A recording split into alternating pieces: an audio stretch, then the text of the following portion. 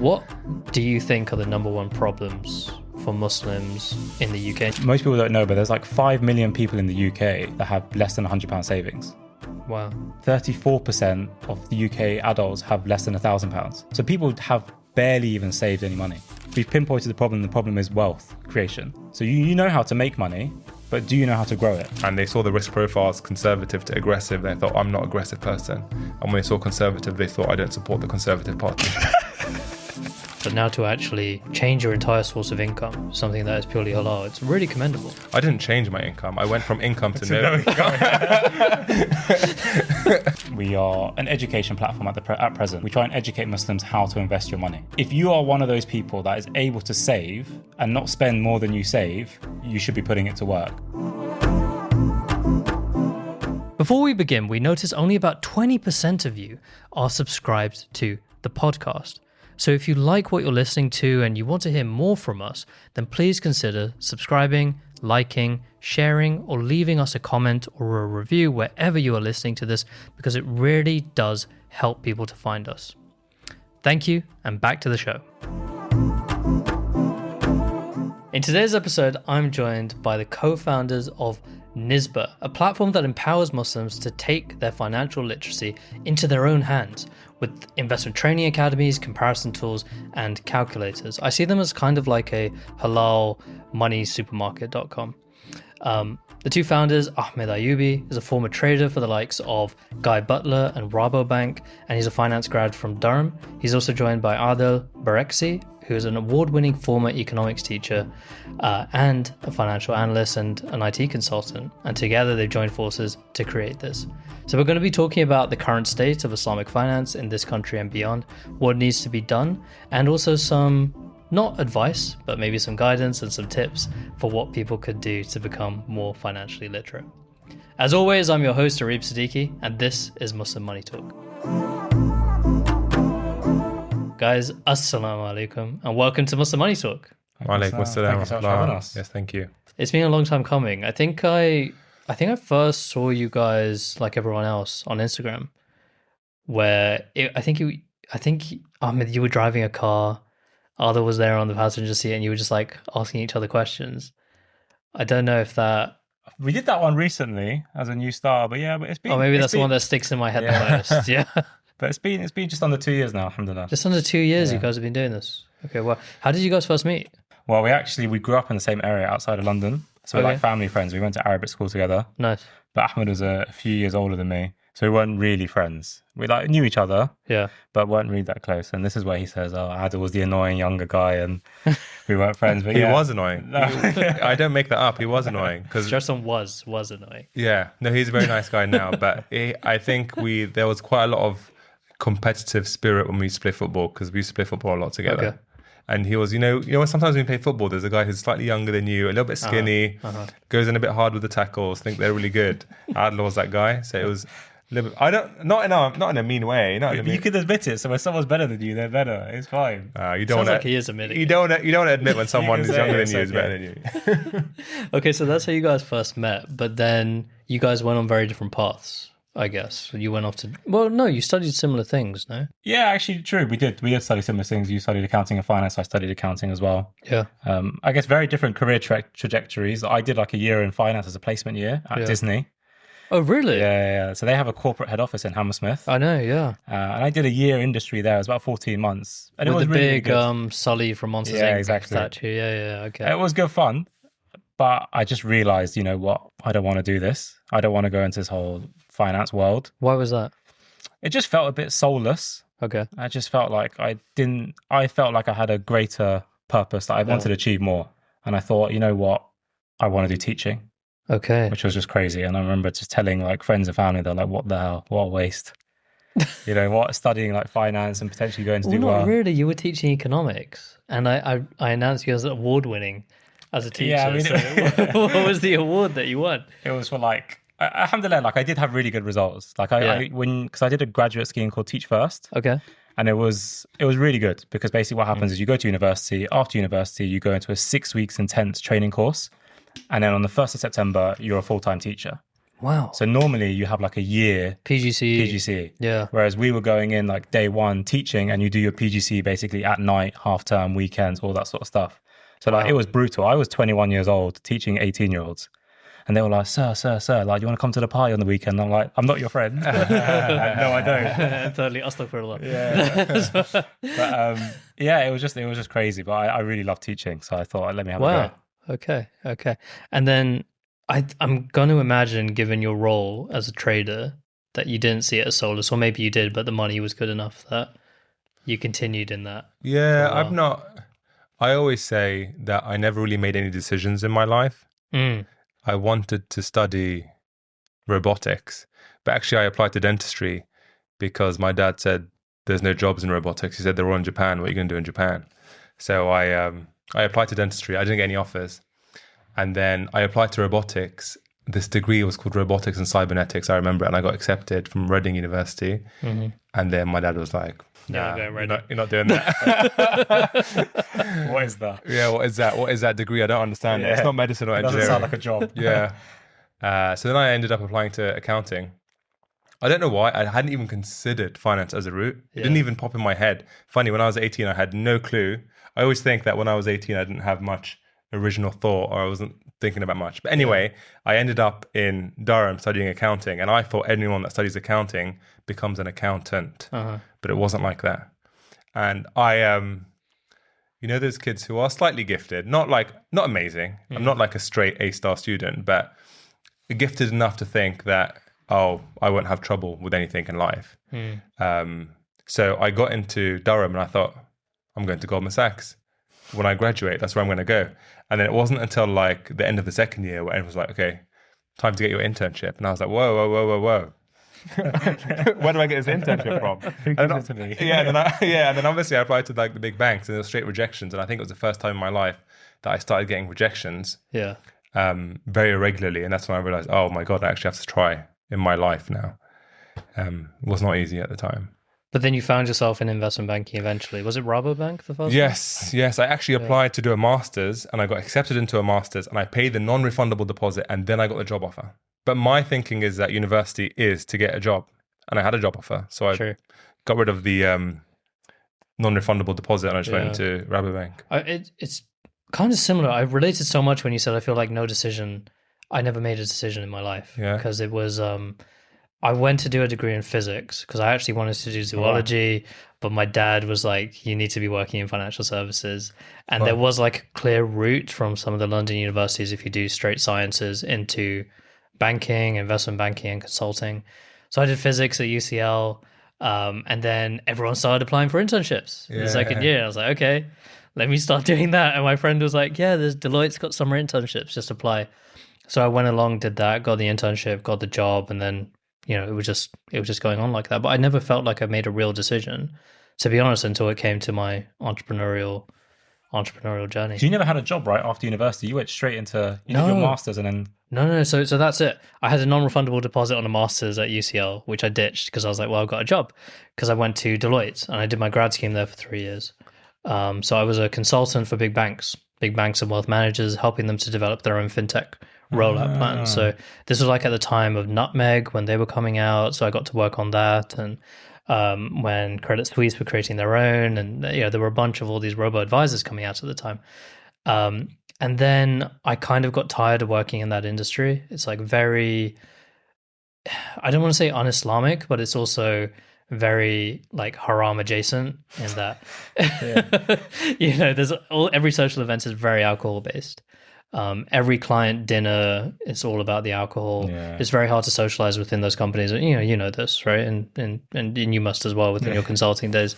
So I went to do an MBA. So I applied to do MBAs, got into Cambridge, went there for a year, and that's where I came up with Kestrl with my co-founder dying, and that's the story. But yeah, there was a big chunk of work in between. Okay, I don't know why I was under the impression that you never... Oh, that's how we sell it, so we come out as a bit younger than we are. So but no, we have some Still experience. Still going for that 30 under 30. Yeah, exactly. But no, past that. Okay, but then how did you guys come back together? Do you want me to tell the story? Have you told this story? Even though you don't like it? I'll tell it in a nice way. A light version. I'll tell a light version then. Okay, we lost touch for about 10, 15 years, if maybe more. Not that we used to speak much anyway when we were younger.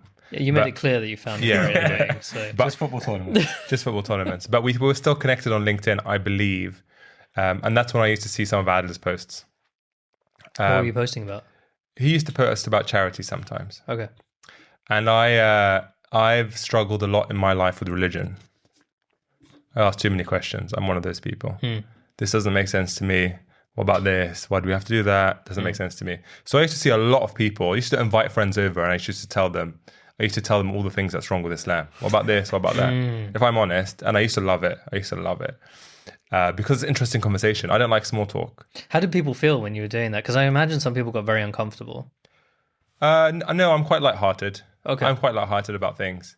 Like one big thing I'd say to someone is like, okay, you're following this religion. Have you even read the Quran? Have you read the Quran back to back? That's a big one. That is a big one because lots of people haven't. And even if they have, they read it in Arabic. In Arabic, and they don't speak Arabic. They don't even understand it. But you decided to follow this whole religion your whole life and you decided to commit everything to it. You don't even understand it.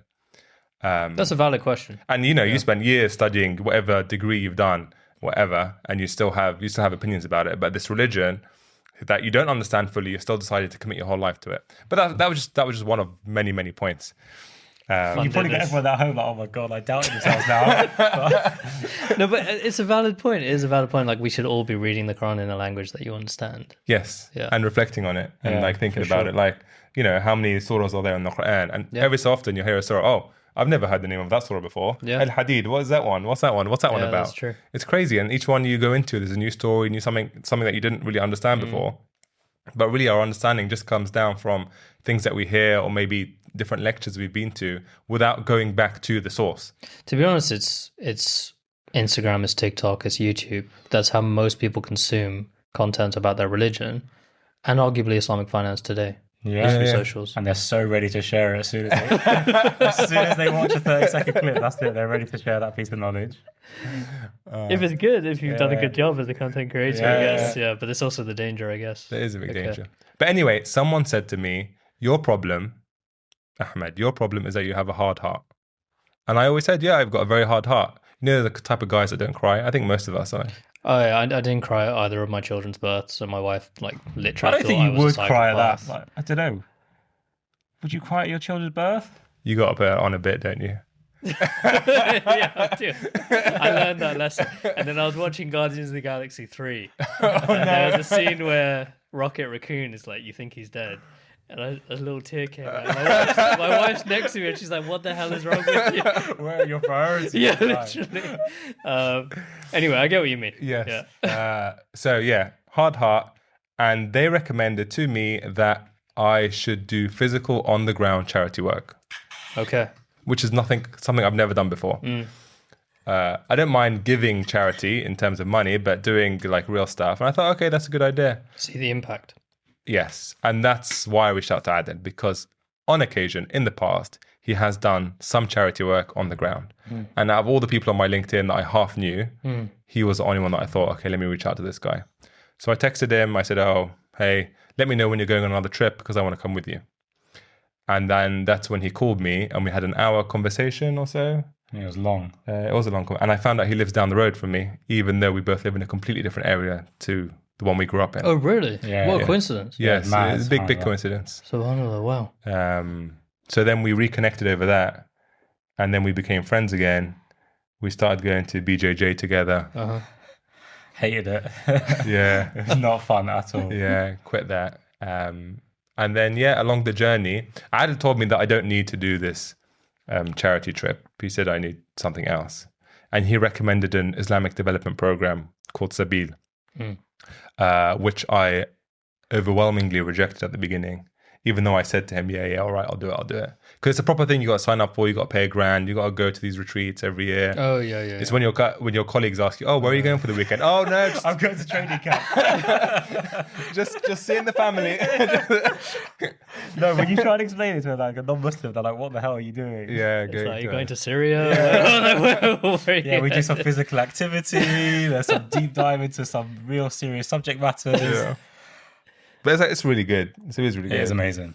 They take you through the Quran, they take you through Hadith, they take you through Islamic thought, all sorts of stuff. It's a proper tarbiyah program. It's a proper tarbiyah program. Especially if you've grown up in the West, you would have learned a lot of dodgy stuff along the way that you didn't even realize that you knew. So it kind of just helps you unlearn some of that stuff and go back to the roots. So understand, what is the Quran? Why do people say it's miraculous? Because I used to have a real big issue when I'd go into school, like when I was teaching, and people would ask me questions and I wouldn't know how to answer them. They would ask you Islamic questions? Yeah, Islamic questions. In economics? Yeah, but it's just general, like chit chat, break time, lunchtime, staff room, that sort of stuff. And like, I had a colleague who was an atheist, but loved to debate theology. And I could never retort. I could never come back. And I just felt so ashamed. Like as a Muslim, I didn't have the answers. So I was like, I need to go and learn. And that's why Sabeel has been so good, because it's like so foundational for Muslims. And that's why I was like, yeah. But there's a couple of different people that do it. I think the main thing is putting yourself into an environment where you can learn, because it's a bit like Quran. Before I didn't used to learn Quran, but now part of the program, I have a Quran teacher who I'm with every week, and every week says, okay, you're learning this week. And I'm like, oh my God, I actually have to do it. And it's in my head. It's not even because I want to learn the Quran. I just don't want to upset the teacher. Okay. But at least it gets you doing stuff. At least it gets your mind thinking and reading the Quran. And, obviously it'd be better if it was for the right reasons. Do you think that played into kind of the financial coaching that you do today? It's like, okay, you need someone on your back to like help you out. And that's a big angle we're approaching it from. And I think that's a big reason why we think people benefit from it. Okay. Accountability is like the number one reason that I think people really want help. They say they want to learn. How much do people really want to learn? They want the answers and they want to get to a desired outcome. So how do you get to the desired outcome? It's through accountability. It's knowledge and accountability. And I think that's the nice thing, like whether you have a personal trainer in the gym, a Quran teacher, Arabic teacher, someone who's going to show up and make sure that you've done your action. Fine. Okay. So you did all this. You were going through the spiritual journey. You had introduced him to Sabeel. Clearly, you also saw this gap in the market. And this is what we're talking about, maybe 2022? You know what? I don't really remember how we came up with the idea. I do. Oh, fair enough.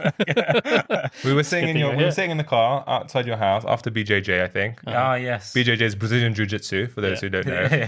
Very normal sport. Loads of people do it. Okay, you're making it a little bit weird.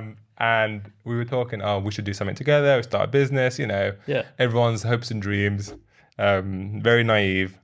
And Adel you suggested a tutoring business. Ah, yes. And then I said, well, I've already started making some videos on finance or something like that. I said, why don't we do something in the finance industry? And then, bang, we began. We didn't do any market research. It was just kind of leaning on strengths that we had. Yeah. Okay, fine. Okay, so you focused on education, your own skills as co-founders, how you work well together. Then you were going to figure out the audience and the market afterwards. Yeah, I was just hoping everything falls into place. To be honest, fine. And you're still working your full-time jobs? So I am leaving my full-time job for another full-time job for now, inshallah. But Ahmad, mashallah, has actually left. You have recently? Yeah, I left like a few weeks ago, which was a big shame. I think Adel brainwashed me with all the. I hope my parents aren't watching this. Is this how they find out? No, I think the Sabeel journey really, my Islamic awakening journey really led me to leave my job. I used to have a lot of conversations with my CEO about religion. Guy Butler's quite a small company. It's like 20, 30 people. Very nice company, lovely people. You could talk about anything. And I used to talk about theology a lot. And Islam would come up over and over again. And I got so convinced in the idea of Islam and things like that. And my passion is always that one day I hope to convert someone.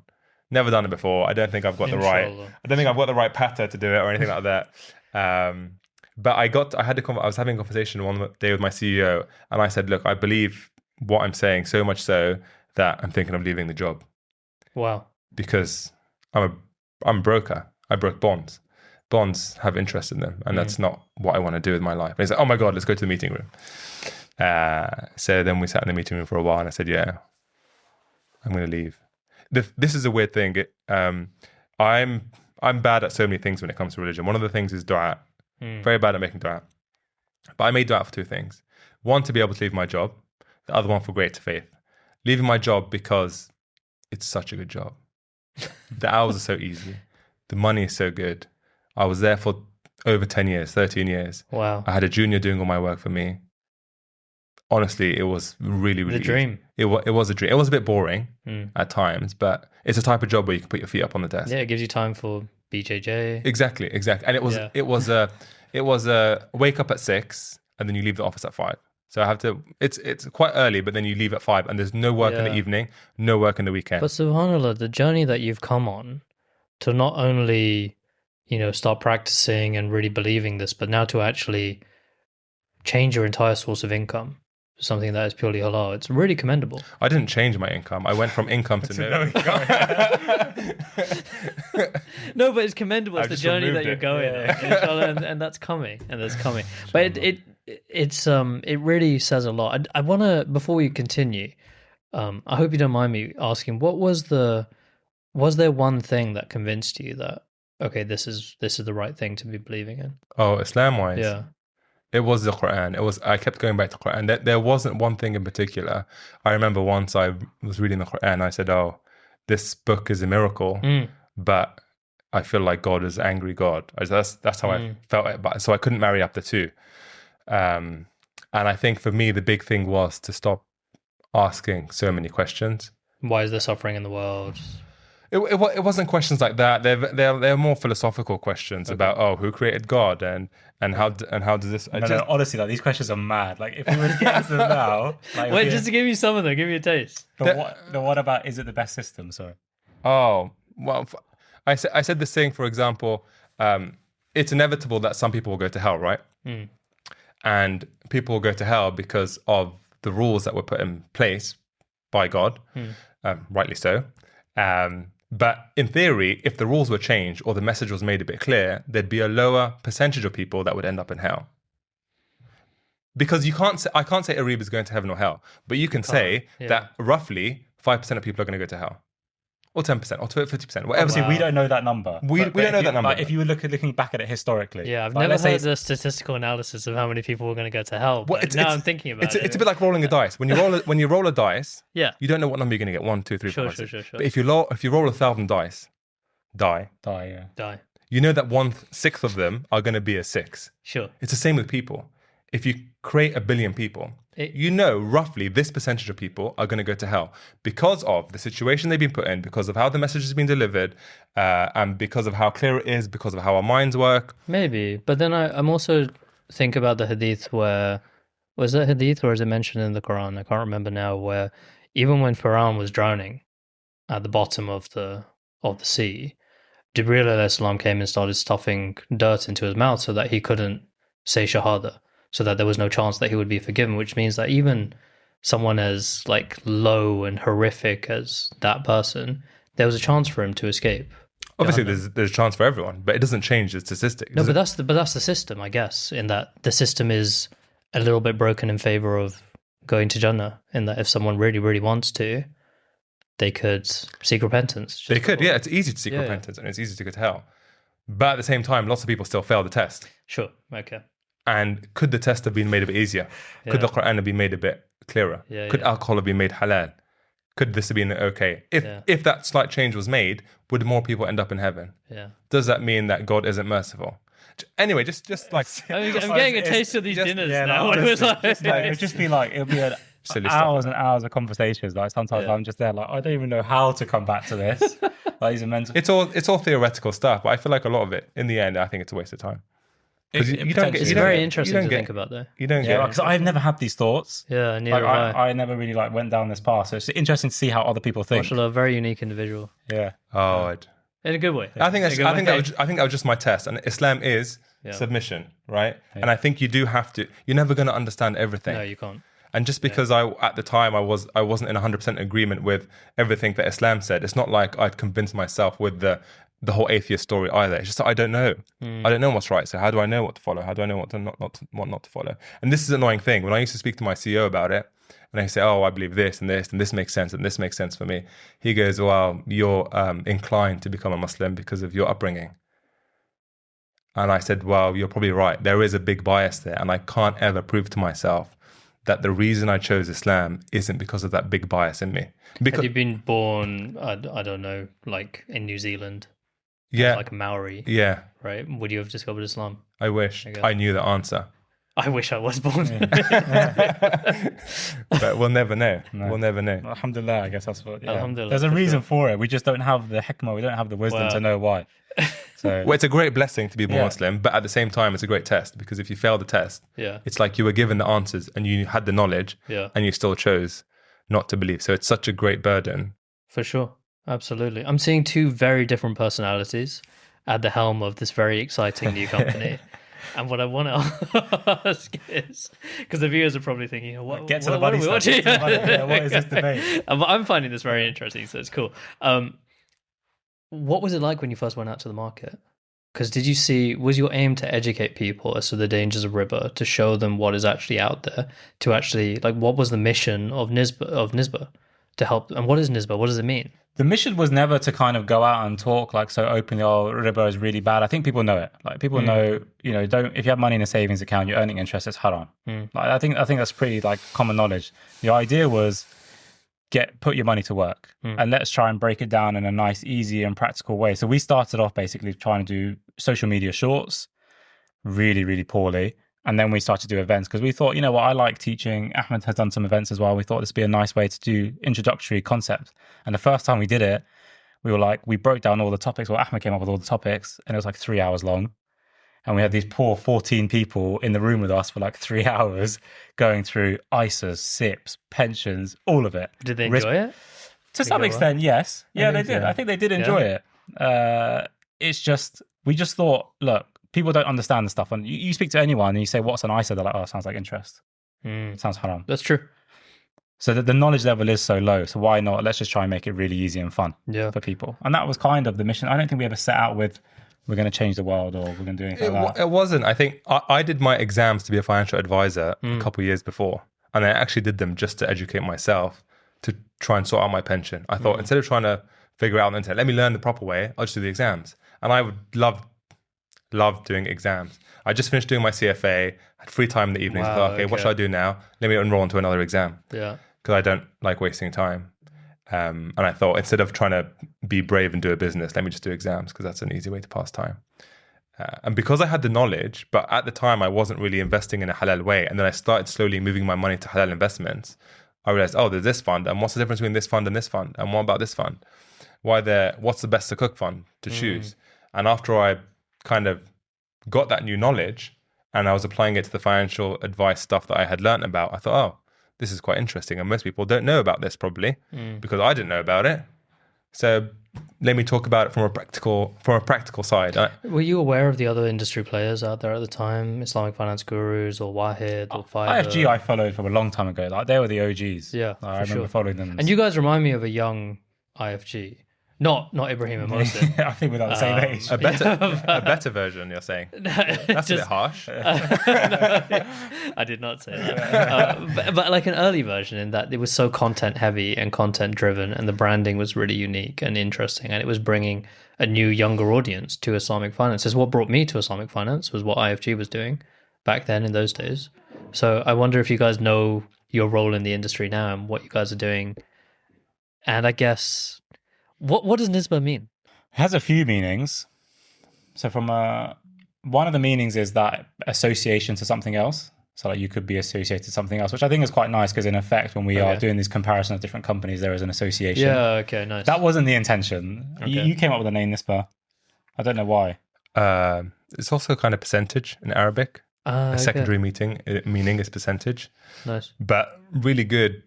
What was really good is that the URL was available. Okay, yeah. And it's a nice short name. Yeah. I just had loads of words written down on a piece of paper. I wish I had a nicer story for it. Yeah, I feel like you guys, it's so cool to have someone who's like not media trained. Yeah. Like coming on the podcast with like all the, because then when we're seeing like it work, and then we're seeing the real story. Are you saying that we're not media trained? Yeah. We've had a lot of media. We've been media for 2 years. Like, not your story, not your own backstory, your own pitch. Because usually we hear the same pitches over and over again. And it's so rehearsed that it's kind of lost all meaning. It's definitely not rehearsed. That's for sure. No. Yeah. So there you go. Okay, cool. So then now, how I see you guys. So if people check out what Nisba does today, you can go onto their very nice website. It is very good compared to a lot of the others out there. You can see comparisons of savings accounts, investment products. You can see calculators for like how to calculate your zakat. You can get financial coaching. People can sign up to that. Is there anything else you guys do? So just to kind of, I guess, to lay the foundation, what we're doing is we are an education platform at present. We try and educate Muslims how to invest your money. So if you are one of those people that is able to save and not spend more than you save, you should be putting it to work. So the idea is you either are one of the very few people that knows what to do with it, and if you're part of the majority that doesn't know what to do with it, you can come to us and we can try and help you out, educate you and empower you so you know what to do with that money. And we do that through 3 different tools. So we do social media, we do events in person, online, and then on the website, we're trying to make more tools to help people and just kind of bring up the financial literacy so they can start accessing products like Kestrl, FIDA, who else might be, let's say Nesta. Or a gatehouse savings account. Yeah, or a gatehouse savings account. So we actually, alhamdulillah, we used to have like spreadsheets everywhere, and now we put it on this website where it's live prices. So if you want a halal savings account, you can go onto our website and you can just filter on what you want, and it pulls through the live prices. So it's quite nice. If you want to do it, if you're a little bit more experienced and you know what equity funds are, and you want to do some sort of comparison on them, we have all of the Sharia compliant equity funds on our website, and you can start doing some comparison. Hey, assalamu alaikum. Before we continue, I really wanted to share a little bit about what Kestrl is and what we're doing. Kestrl is a fintech on a mission to help over 1 billion people to grow their wealth without compromising on their beliefs. And we're doing that by launching our very own digital bank later this year here in the UK. So if you'd like to, sign up and become one of our first 1,000 customers who'll get free access to all of our services for life. Please sign up through the link wherever you're listening to this podcast. Free access for life means access to features such as our Sharia compliant current account, savings products, investing into the likes of gold, crypto, stocks and shares, all of these features and more, but we're only making it available to the first 1,000 customers. So please check this out. It's not just about avoiding interest, it's about ensuring that our money is being used to do good in the world and not for all the things that banks are putting it towards, whether it's funding wars in the Middle East, pollution, housing crisis, what have you. So please sign up to Kestrl today. Thank you. Now back to the show. Very cool. Where do you want to take this? Do you want to be more stay as education, or do you want to turn it into like a, what do you call it? Flagstone, right? Or, there's ones where you can actually sign up through the platform and they'll manage the money, and you can even switch savings accounts very easily. It's funny, we've had all of these ideas. Yeah. The idea, I think the concept is we will always have an education arm because it is so critical. Yeah, for sure. No matter and it's fantastic marketing. Yeah, exactly. It's a great way to get customers no matter what we end up launching in the future, inshallah. So the education piece will always remain. At present, we are launching a financial advisory that will support the high net worth individuals. Very cool. Because if you're a rich Muslim and you have lots of spare cash and no time to learn how to invest, you might want someone to manage your money. And the only options out there at the moment are like St. James's Place and all these other places, and they're not well versed in Sharia compliant investing. There's probably maybe 5, 6 Muslim independent financial advisors. So Ahmad at the moment is launching that. Inshallah, the next few months that'll be available. Nice, okay. So that's the first step into kind of making our way into the FCA scene. Yeah. And that's only going to serve a very small percentage of people. And then ideally, we would like to have a mass market offering in the future. We're still not 100% certain on what that is yet. But I always said to Adel, and I think we've just done this, is following the path of least resistance in business. Yeah. I think what you're supposed to do in business is you're supposed to go after the best idea. But I think we're going after the idea with the least work, which was education. Like, you don't need FCA approval to do education. It's a smart way to do it. It's a smart way. Like, when we originally started at Kestrl, we wanted to be a digital bank. And what put us off is when we did the financial modeling, we were like, this is not going to make money for 10 years. And it's so expensive. And we need tens of millions to get it done. So then we moved away and we said, okay, what's the cheapest way of getting a license that we could do something? And it was open banking at the time. It was very cheap for us to become an appointed representative of, it was TrueLayer back then, and use them to do open banking so people could just connect their accounts and we could do stuff with the data, create a budget for you, a savings plan. We had an investment marketplace at the time and all of that. And it was just like building the closest thing to what our dream was as cheaply and as quickly as possible. And we managed to do all that in 3 months, quite quickly. So that path of least resistance route is a very good way to test things out as rapidly as you can. Because who I think it's YC who say that if you're not launching something within like a timeline of a couple of weeks, then it's not a test, it's a gamble. It's a bet that you're making. If it's going to take you months to actually launch something and put it to product and put it into the hands of a customer, you've got no idea what you're doing and you're just investing and wasting your time. So you need to build something that's taking. You guys know all this. Yeah. Yeah. And I didn't know So we're wasting our time. Not at all, because you're doing a lot of stuff at the same time with your content and you must be learning loads. So I want to ask you guys, what do you think are the number one problems for Muslims in the UK? And you're mainly focused on the UK, right? But Yeah. what are the problems that you guys are seeing on the ground level? Well, like, I always look at these different statistics. And like most people don't know, but there's like 5 million people in the UK that have less than £100 savings. Wow. Like 34% of the UK adults have less than £1,000. So people have barely even saved any money. Mm. And I just see it as like most of us are all second generation, maybe third generation. So our parents, like, you know, really struggled to come from abroad. They came here so that we could get a good education and a good job. And alhamdulillah, I think Muslims have done really well in terms of the corporate careers. And that's helped with income. So that's kind of fixed the income issue that we previously had. But what hasn't happened is we haven't fixed the wealth issue. So all of that income that people have been making, they don't know what to do with it. And so it just means it only lasts one generation.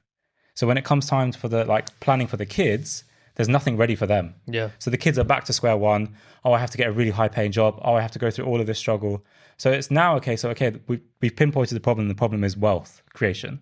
So you know how to make money, but do you know how to grow it? So I think along the way, we've really learned that people are very good at making money. Like the Muslims in this country are really good at making money, whether it's business, corporate world, whatever it might be. They just don't know how to grow it. Is it fair to say Muslims are bad with money? No, I don't think it is, because I think if you go to like uni students and you did a survey, and I'm pretty confident a Muslim uni student would have more savings than a non-Muslim uni student. Really? Because a non-Muslim will always spend it on alcohol and going out. Yeah, true. And like we speak to many Muslims, like we go to all these university events and they all have like £1,000, £2,000 in their savings. You go speak to an 18-year-old that's non-Muslim, they won't have that. It's after university, and that's when they overtake us, because then they've started investing from the age of like 21 and we don't do anything. Maybe never. Is that a Muslim, non-Muslim thing, or is it a class thing? Class, yeah. I think it's a global issue. Yeah.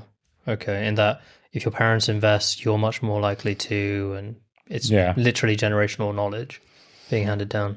Like I have non-Muslim colleagues, and whenever I speak to them, like I always ask, like, what are you doing in terms of your investments? Because I'm always so curious. And a lot of the time, if you can tell where they come from middle-class backgrounds, they're always like, I actually don't know, but my dad just did this for me. Oh, really? Yeah. He opened up a LISA for me and he deposits cash into it every single month. Wow. Or my dad opened up an ISA for me when I was 18 and he told me to put £50 a month in, and I knew nothing about it. And so I just carried on with that habit. And their parents just grabbed them by the hand and they did it for them. That's so true, you know. I mean, so many of us, we never picked our banks. Our parents opened it up for us when we were 16, and, you know, it's the same for a lot of products. Yeah. Yeah, the same. Okay, wow. So if Muslims are not bad with money and that we know how to make money, what's the way of fixing it? Is it the comparisons? Is it just the awareness? Is the education part? I would have given a different answer to you. Oh, go on. Well, let's hear your answer. I would have said, my mind is more focused on the investing side. Uh-huh. All right, lots of people don't have money, but lots of people don't have money all over the world. It's true that Muslims are less wealthy in the UK on average compared to their non-Muslim counterparts, but maybe because we're a newer generation or something like that. I'm not sure. But I think when you asked me that question, I thought about it from a very much investing aspect. What is there available that is available for non-Muslims that isn't available for Muslims? And to be honest, there's a lot of stuff.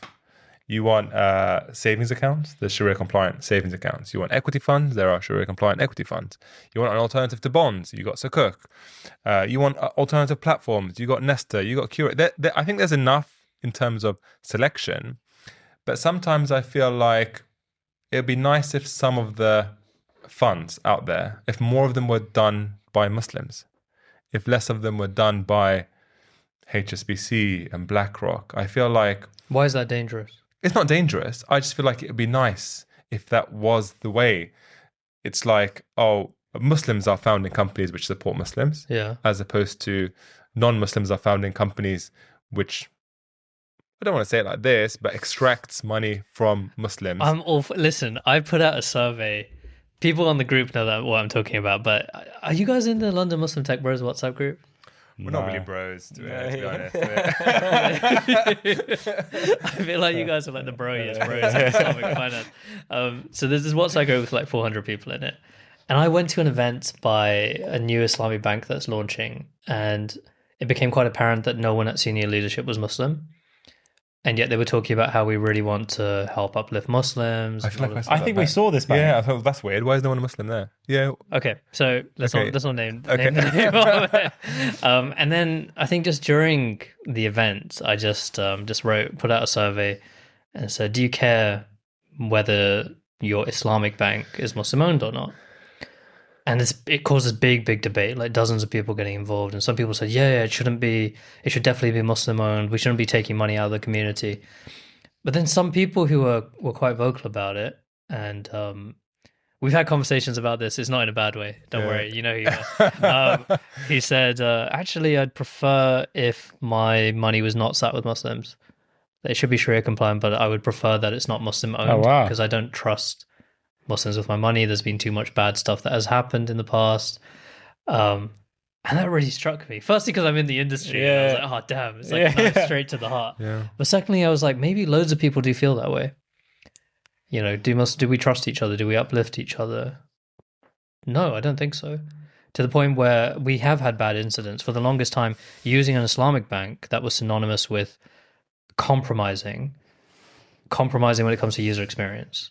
Or, you know, my brother used Orion Bank for the longest time, but every time I would get a phone call with him at when he's at a restaurant by his office, just saying, my car's not working, I don't have any money, can you come and pay this bill?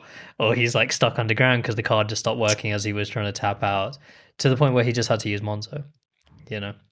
So I don't know if that's something you're seeing, but it's definitely something our customers have reported and is going on in our community. I think that people feel like when it comes to wealth, I would trust an HSBC or a BlackRock, but I wouldn't necessarily trust Muslim name, Arabic sounding name.com, you know? I think obviously you have a scale. Some people that perhaps feel more aligned to religion first over money would want a Muslim run institution. Yeah. Whereas those that are perhaps slightly more geared towards, reward over religion would be perhaps want their money managed by a non-Muslim. And I think you have that whole scale of people. But it's an interesting distinction because we're not saying it's not Sharia compliant. They're both Sharia compliant. It's just one is run by someone who actually believes in it and the other is just there because... Who's capitalizing on it. Yeah, capitalizing, I guess. Capitalizing on it. Yeah. I feel like that's a big point about it, isn't it? Someone who's out there... You know, when you're in business to make money. He's out there to make money and he sees an opportunity... with Muslims. I don't know if it's right or wrong. And sometimes I think about this with McDonald's, completely off topic, but similar topic. Yeah. I always wonder, why is McDonald's not halal? I'm not saying anyone should shop at McDonald's, especially now, should eat at McDonald's, but there's a Muslim market. For sure. Why would you not go for it? I think about this with Nando's all the time. Have you noticed this? We went yesterday and it was so frustrating to the one in Holborn. It's not. And it's not that. I was like, why would you not be? And they're like within the same square mile. Yeah. So Westfield, Stratford, your Nando's isn't halal. You have to go outside of the shopping centre to find a Nando's. To the low class. Yeah. They're doing it on purpose because their chicken's from the same source. It was like uncovered by the Daily Mail. No way. It's like they have one slaughterhouse, right? It's a branding thing. Because they know, like, if it's halal, it's going to get overrun by Muslims. This is what I feel, right? Like, don't come after me. Like, but genuinely, I think it's like anything which is a halal Nando's, it's just like you'll just see Muslims in there. You'll see true. Hijabis, you'll see couples, you'll see families. The restaurant will be trashed. Yeah. But it's kind of like... They're just washing their feet in the sink. It's the vibe you put out. Whereas Westfield Stratford predominantly is... I don't know how else to put it, but it's white customers who are going there. Yeah. And that's just, I think they do it that way strategically. Wait, so what you're saying is, it doesn't matter if there's a halal sticker or not, I can go eat there. I'm not saying... That's the only thing I sounds like a fatwa to me. 100% that I can go eat them. It's not. So all of you watching, forget the sticker. I'm going to make it very clear at this point in the video. It's not. Anyway, it is... the same source, but when someone's sat there telling you this is not Sharia compliant, you have to kind of you have to kind of listen to it together. But I don't know, like I can't remember the point we're making here. We went so far off topic now. I think it's nice when someone does something for Muslims. Yes. But at the same time, I wonder when someone doesn't do something for Muslims because it's a big addressable market. Yeah. What's the reason? Are they doing it on purpose to... Nando's is, I really feel they are.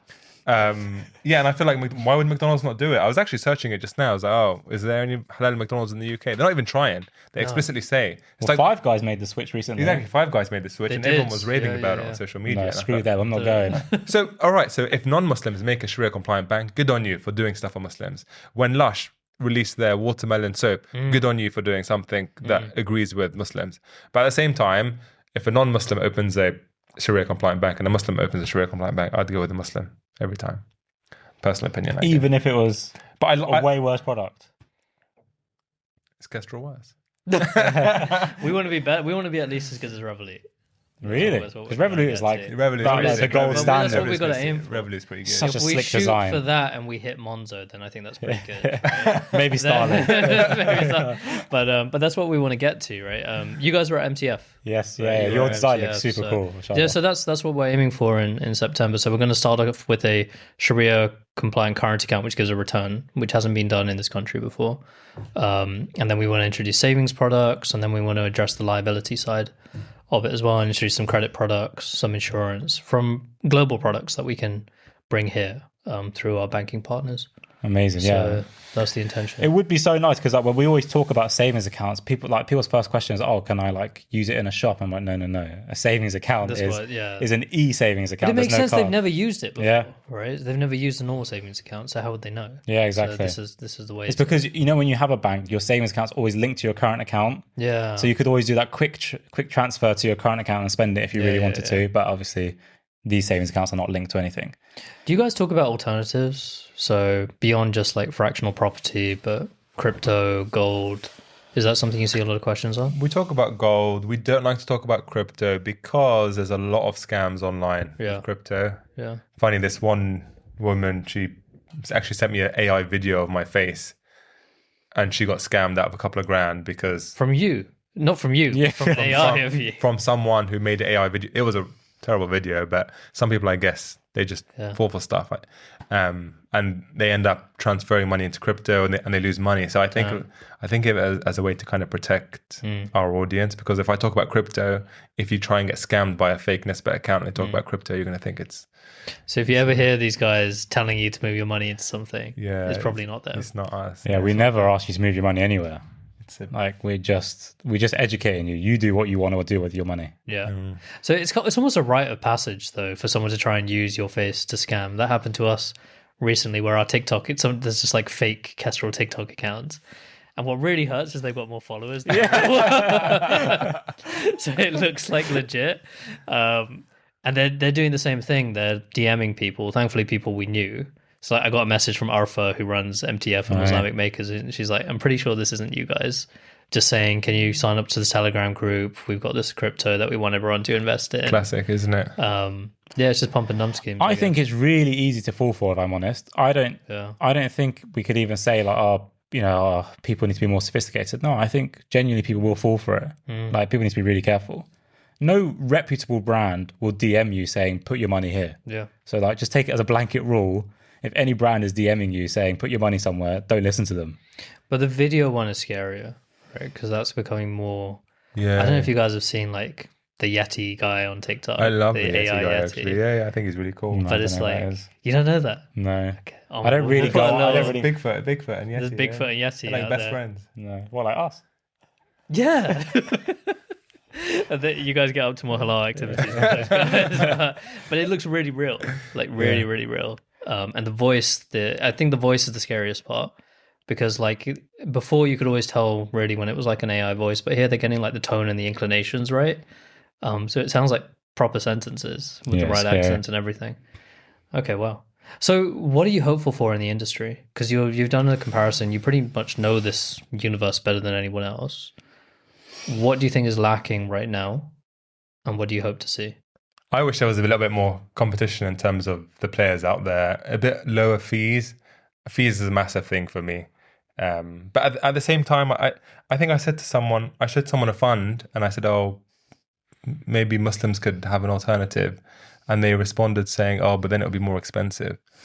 So I think fees is a big thing, but it's difficult for Muslims to create products. For a fund, why would the fund be more expensive? If it was made by a Muslim. Yeah.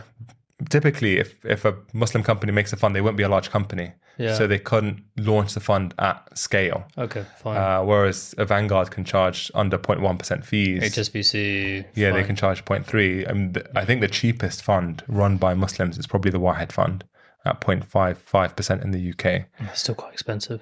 Relatively speaking, it's quite expensive. I mean, if you compare it to the Vanguard Global, which is at 0.06, it's almost 10 times more expensive.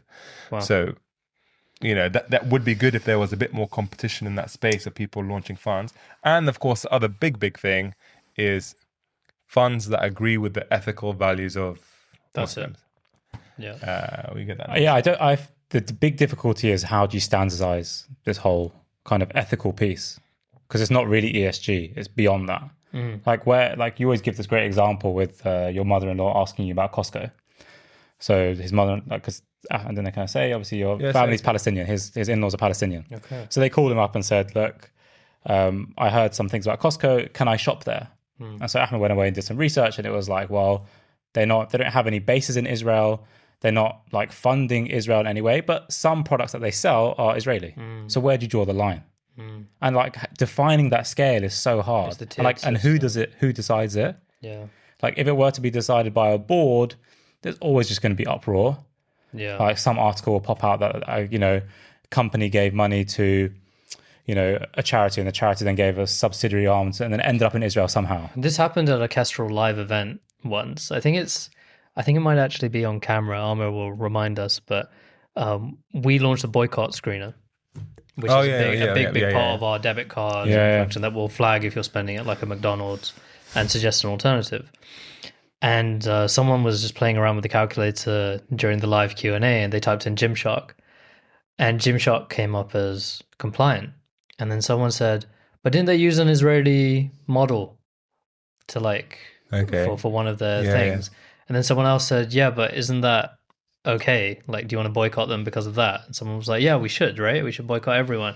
And then it's like, well, if we were going to do that, I think our universe of like products will just be going Chicken Cottage and nowhere else. I think is what would happen.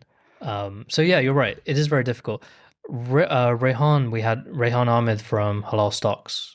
We had him on a couple of episodes ago, and he said actually the standards within AOFI, the Sharia standards body based in Bahrain, he said that AOFI actually already does kind of have the framework for what should be boycotted and what shouldn't. But it's just not being implemented right now because it hasn't caught up politically with what's going on in the world. Yeah. So it's not. I think even the whole ESG thing about how Muslims could have been on the forefront when it comes to ESG, but a lot of the rules and regulations about Islamic finance are made in the Middle East. Yeah. Where ESG things that we would be concerned of here are a big part of the economy over there. It's an oil country. Yeah, so exactly. So it's not really going to. Yeah, of course. But what you were saying earlier, we were speaking to Rehan as well from Halal Stocks, and I saw your interview with him. Yeah. Okay. Yes. And there was one where I was talking about the platform, and I actually spoke to him about this. I spoke to him about one of the stocks, Novo Nordisk, that they were holding within the fund, and we went out for a meal with him. It was very nice, but it was in no way a negative thing about Halal Stocks. I think they're doing something great. They are, for sure, and they're screening the stocks and everything like that. Yeah. But I want to talk to our audience as if I was talking to almost like my wife and telling her about an investment. One of the stocks that they had within their selection was Novo Nordisk. Novo Nordisk, there was an article about how they donated money to both Gaza and Israel for hospitals. And I was like, oh, this stock is in there, but they're a pharmaceutical company. And then one of the people who even works with us at Nisba, they're like, oh, that's all right, because they're giving it to hospitals. Yeah, you would think it's hospitals. Yeah, it's fine. But when I talk to someone else, they're like, no, it's not right. Even money that's going to hospitals in Israel is not okay. And I said, I'm not the authority on who's to say that should be okay or shouldn't be okay. Yeah. But it just goes to show it's a minefield. It's a minefield, and you can't really. So do we need an industry body to just put a stamp of approval on one set of standards, and that's to give a peace of mind to people, because we can't all be a part of, like, I guess there will have to be an industry standard, and then the individual will have to take a final choice if they're happy with it. Isn't that BDS? BDS, but is it? But I don't know. They if have a really small list, don't they? They have quite a small list, but they have a system, a tiered system, which we've applied at Kestrl. I'm going to get it wrong off the top of my head, but like tier 1, which you must avoid, is anyone who's like actively funding the genocide and what's happening there, or has a base of operations in a territory, in a Palestinian territory. And then tier 2 is like slightly beneath, like they've been, like they've invested into the Israeli market or something like that, or they have a board member who's like associated with something that's going on. And then tier 3 is they've like vocally said that we're in support of what's going on over there right now, which is like the lowest tier. And then it's for you to choose red, amber, green, which tiering you want to avoid. So I think that's probably the best way to do it. It's just sometimes hard to collect all that data, qualitative. Yeah, and like you have to constantly track it. Yeah, we have a whole data team just devoted to this, to screen scraping, manually updating, and then we get feedback from people. So people can just write into us on a certain brand. If they search it, if they don't agree with it, they can write to us saying why they do or don't. So it's a little bit of community led, a little bit of screen scraping. So, but it seems like the perfect blend. Yeah, I think that's the way to do it. So, yeah. Well, that's what we're trying. Nice. Cool. I feel like. Have you guys had fun? I feel like it's been really I don't feel like we've talked anything finance though, like anything helpful for people. Like, I wasn't open to talk finance. There was no actionable tips. There was nothing they could walk away with. It was just. Let's talk about the actionable tips. We've got it's fine. Just all vibes. We're just running off. It's been good though. It's been really good. We do have a little bit of time left. For someone who's listening and is like, look, I've got about £1,000. I've just graduated. What should someone be doing with their money realistically for the long term? They're 21 years old, just graduated. Maybe they're looking for a job. Maybe they just got a grad job. Dogecoin? Have you heard of Dogecoin? No, what's the other one? Hyperliquid? No, you answer this question. No, please. You love it. No, please say you're joking. Please. Please joking. Please don't. Look, the difficulty is you can't ever say to someone, this is what you should be doing, because everyone's circumstances are so different. Like you could have a 21-year-old who is living at home. Their parents are funding them and they've got a nice graduate job. Yeah. You could have another 21-year-old who is the sole provider for their whole family. Exactly. So it's so difficult when someone comes up to us and says, I've got X amount of money, what can I do with it? Well, you need to learn what to do with it, basically, because your life is going to keep changing and you need to know how to make those changes when life changes. You need to know what to do when you lose your job, if you have a child, if you get divorced. You need to be able to cope with these decisions. So the step 1 is figure out how much money can you save every single month. You just need to come out with one number and that's it. So whatever budgeting tricks or tools you do, whether you're using Snoop or Emma or your Excel spreadsheet, just come out with one number. What is that number that you can save every single month and you don't need to touch it for the long run? Cool. You've got the number. Now, next thing, define your goals. When are you going to need to touch this money? If it's a short time horizon, consider low risk options. If you've got a long time horizon, i.e. you are just saving for retirement, you've got a 40-year horizon, you can potentially consider higher risk asset classes. But the fundamental piece is always you need to learn. You know, we run an introduction to halal investing event, and I think it is really good. In 1 hour, it clears up a lot of doubt for people. It sets the scene in terms of what can you invest into, what are the basic things you need to know. And then from there, you can go and do some more research. Where can people sign up to that? Nisba.co.uk, I think. And it's free. It's free, yeah. It's free. And we try and do it regularly. It's funny.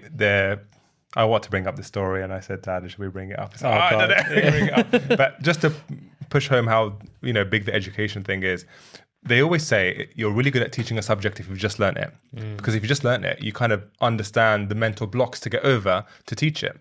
Whereas because I've been in finance for so long, everything's second nature to me. It's hard for you to relate. Exactly. It's difficult when I'd roll off the tongue like, oh, your PE ratio, market cap, blah, blah, blah. Yeah. And then Adel at the beginning, he'd always say to me, you can't say fund without explaining what a fund is. You got to explain what it is before you introduce the word. And it's as time goes on, common questions that we get is, do I have to speak to HSBC to open up to invest in the HSBC fund? And recently we heard that someone was looking at the Wahed app and they saw the risk profiles conservative to aggressive. And they thought, I'm not an aggressive person. And when they saw conservative, they thought, I don't support the Conservative Party. Look, we're laughing, but it's a real. No, but it happens. It happens. It does happen. And you promised you wouldn't laugh. No, I did promise, but because it is so honestly, these questions are so common, and I think it's not even shameful at all. No, it's not. It's like, not. It's so difficult. It's such a minefield. Everyone's like, oh no, finance is really easy. No, it's not. Like, why are we lying? It's not easy. It's not easy. You're not taught it. You're kind of like just thrust into adulthood. Yeah. And there's an expectation. Oh, you're going to figure it out. You know it. Or your parents already knew it. So you're going to know it.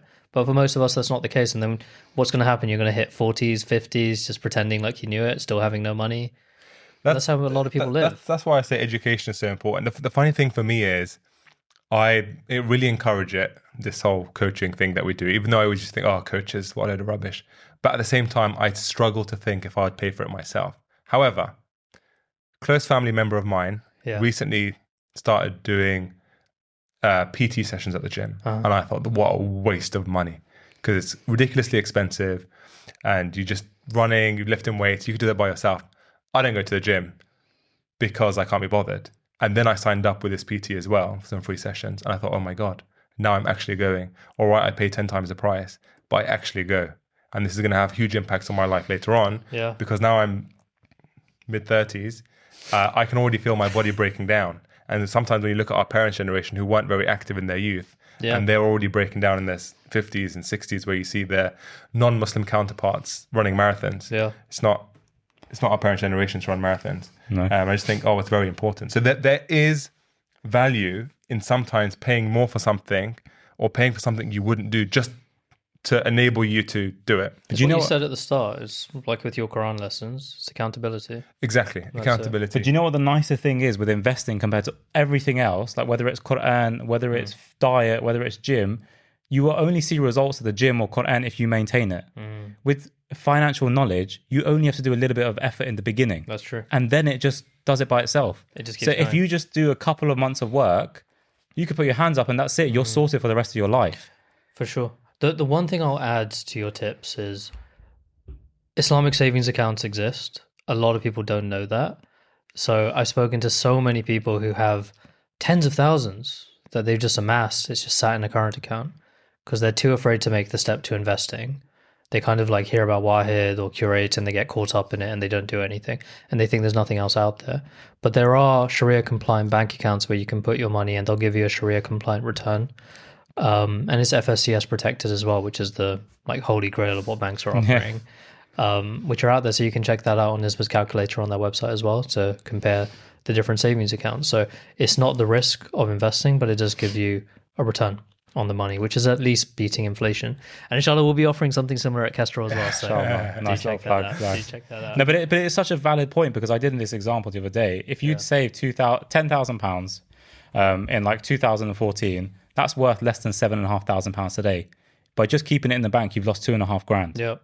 Not actually, but in theory, because of inflation, because of the purchasing power has gone down. Yeah, it's almost a no-brainer.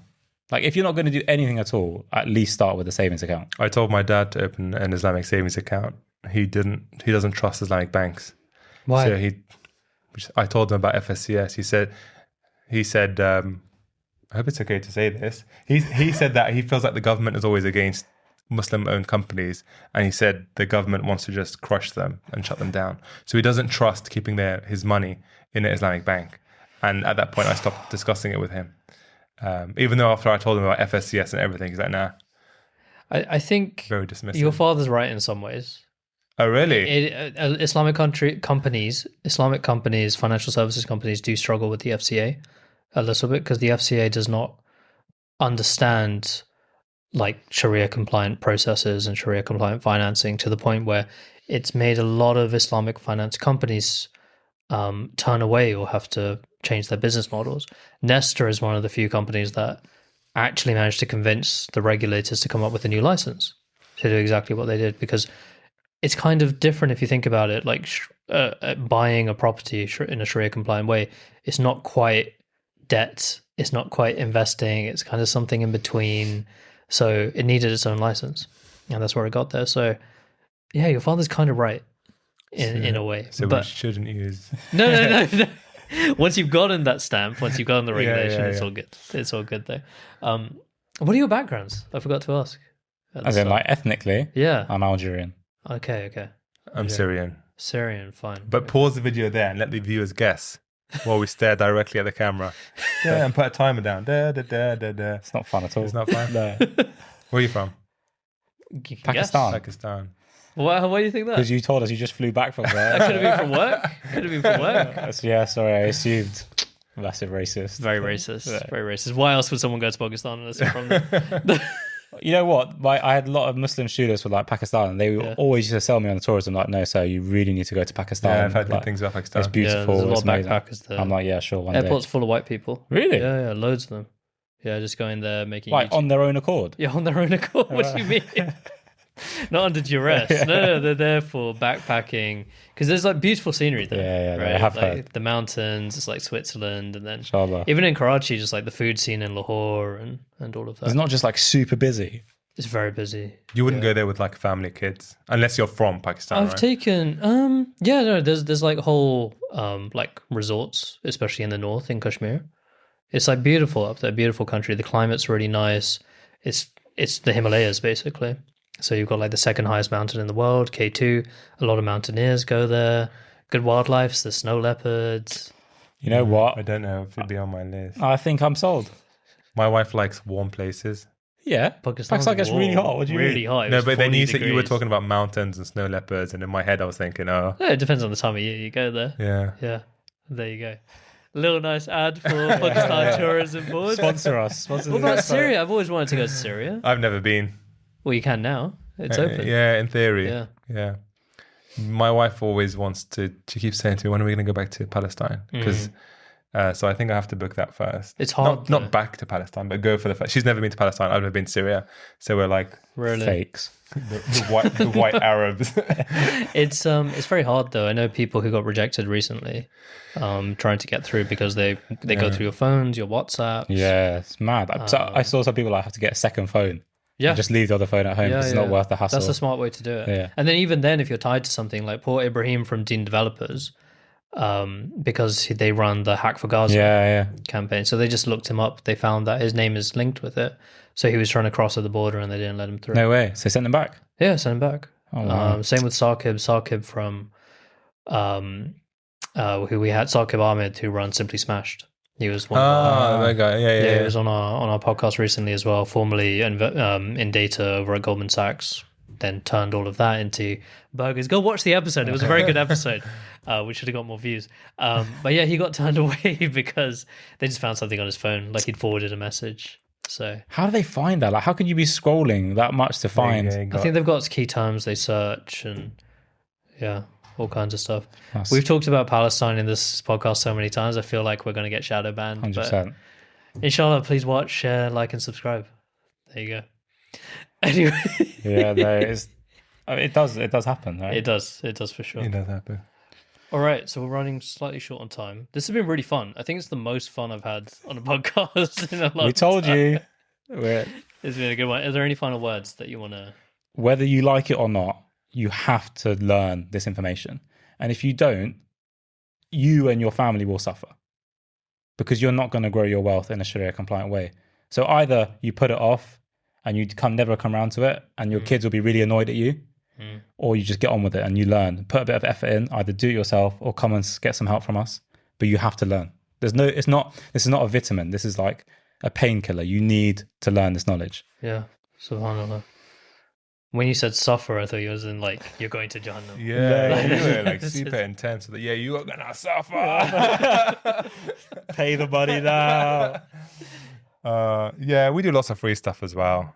And I think someone once messaged us and said, "Oh, how can we charge this much for coaching and things like that?" And I think we do a lot of free stuff as well. We do free intro to halal investing. We have a free community. We should do some sort of collaboration. We should do some sort of event. Nadia, who is your what's her title? Head of operations. Head of And operations. outreach. And outreach. And inshallah. Like, outreach. she's just she's Mashallah, number one. Incredible. She Mega won our number. hackathon recently Yes. as well, which She's we ran at everywhere, Imperial. inshallah. So mashallah, I see her everywhere. Yeah, Like inshallah. nearly every week I've been seeing her. So she's like, you gotta get these guys on the podcast. You've been ignoring my emails. We always So- make a joke how you're going to poach her. And I have We offered her the internship and she said, nah, just give me the coaching to start my own thing. Inshallah. So- No, she's mashallah. really good. She's amazing. Very good. And on that note, guys, assalamu alaikum. It's been a genuine pleasure having you. No, thank you so much for having us. We enjoyed it. Thank you for listening to the Muslim Money Talk podcast. If you like what you heard, then please subscribe to Muslim Money Talk wherever you might have been listening to this. Give us a like and share it with someone who you think might be interested. It really, really helps us out. Thank you, assalamu alaikum, and see you next time.